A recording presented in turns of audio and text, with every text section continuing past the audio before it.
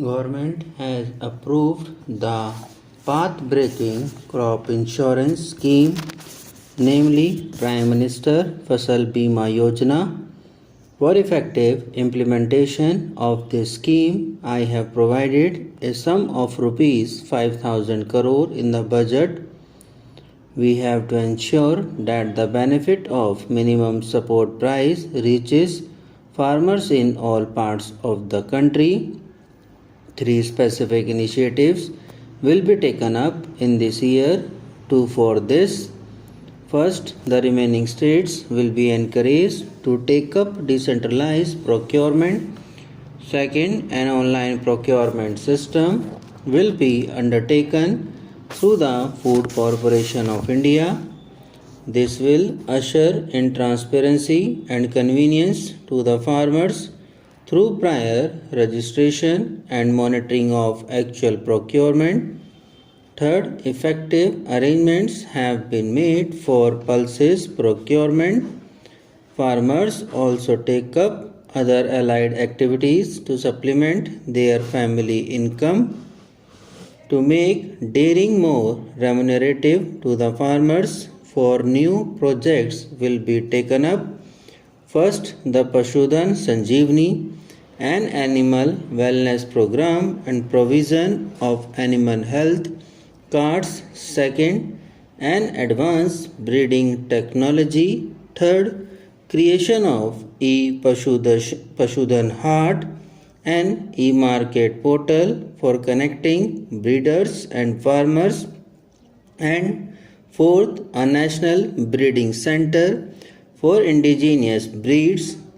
These projects will be implemented at a cost of rupees 850 crores over the next few years.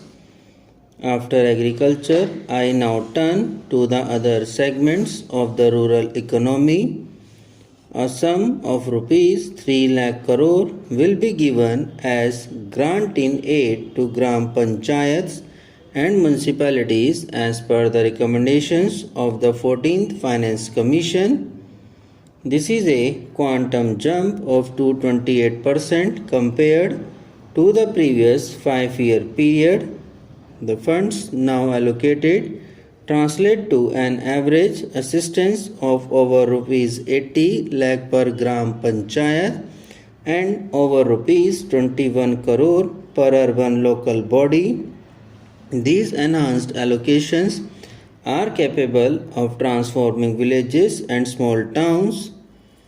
Ministry of Panchayati Raj will work with the states and evolve guidelines to actualize this. There is an urgent need to focus on areas of drought and rural distress. Every block in these distress areas will be taken up as an intensive block under the Deen Dayal Antyodaya Mission.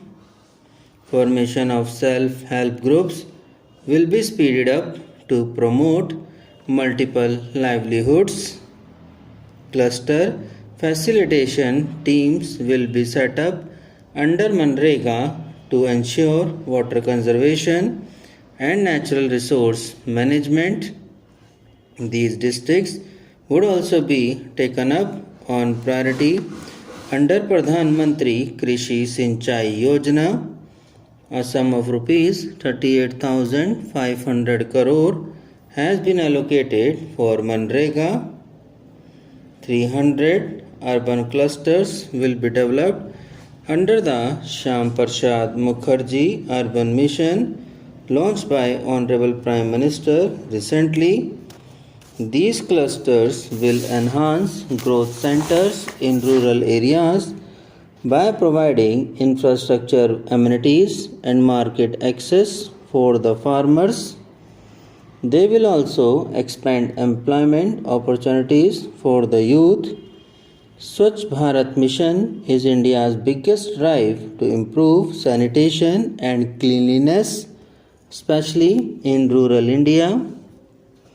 The subject was very close to the heart of the father of the nation. For the first time since independence, The Parliament held a comprehensive debate on sanitation. This has become a topic of discussion in almost every home. We have introduced ranking of urban areas in sanitation, which has resulted in constructive competition among towns and cities.